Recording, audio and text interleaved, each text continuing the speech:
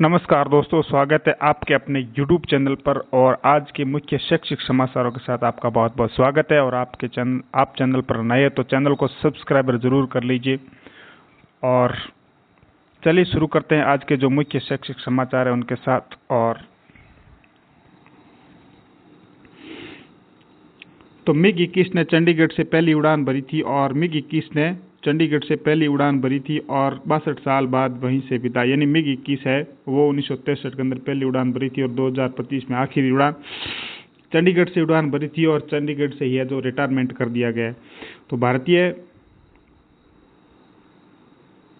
भारतीय वायुसेना के सबसे पुराने और भरोसेमंद लड़ाकू विमान MiG-21 ने शुक्रवार को आखिरी बार भारतीय आसमान में उड़ान भरी और 60 साल से ज्यादा समय तक देश की वायु शक्ति को रीढ़ गिरे रूसी मूल के विमान चंडीगढ़ एयरबेस पर औपचारिक रूप से विदाई दी गई थी। रक्षा मंत्री राजनाथ सिंह ने कहा कि MiG की सिर्फ एक विमान नहीं बल्कि राष्ट्रीय गौरव और भारत रूस की गहरी मित्रता का प्रतीक है। उन्होंने याद दिलाया कि जब 1971 की जंग, 1999 के कारगिल युद्ध और 2019 के बालाकोट एयर स्ट्राइक में उन्होंने महत्वपूर्ण भूमिका निभाई थी।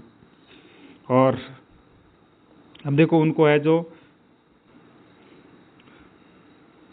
गेम चेंजर क्यों बना था। इसकी रफ्तार करीब 2175 किलोमीटर प्रति घंटा यानी ध्वनि से दोगुनी तेज थी और पाक की कई विमानों को मार गिराया था और युद्ध में पासा पलट दिया। 870 से ज्यादा MiG-21 भारत में बने और सैकड़ों पायलट उड़ान सीखकर कैरियर शुरू किया था।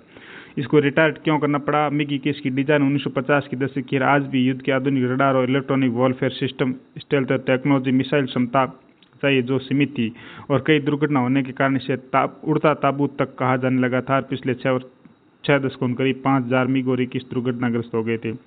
उन्हें हादसों में 200 से ज्यादा पायलट और नागरिकों को जाने गई थी। और यहाँ पर है जो पुराने MiG-21 चरणबद्ध तरीके रिटायर किए गए हैं। साल 2025 तक केवल 38 MiG और MiG-21 है वो विमान ही बचे हैं और इसकी जगह कौन लेगा। सुखोई 30 MKI जिसकी गति 2120 किलोमीटर प्रति घंटा, राफेल अत्याधुनिक मिसाइल सेंसर वाला फ्रांसीसी जेट तेजस LAC स्वदेशी लड़का लड़को विमान MiG-21 असली उत्तराधिकारी है।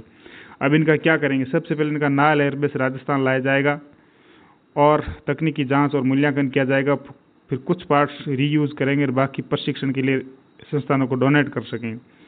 और कई वायुसेना म्यूजियम, आर्मी ट्रेनिंग और स्थल वॉर मेमोरियल प्रदर्शन के लिए रखा जाएगा।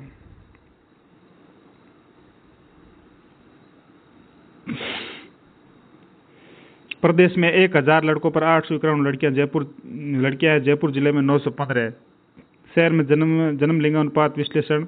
जालोर के अंदर 759, बूंदी के अंदर 803, उदयपुर के अंदर 833, अजमेर के अंदर 848, कोटा 870, जोधपुर 872 और जयपुर 915, 12 1077 और अलवर 1127।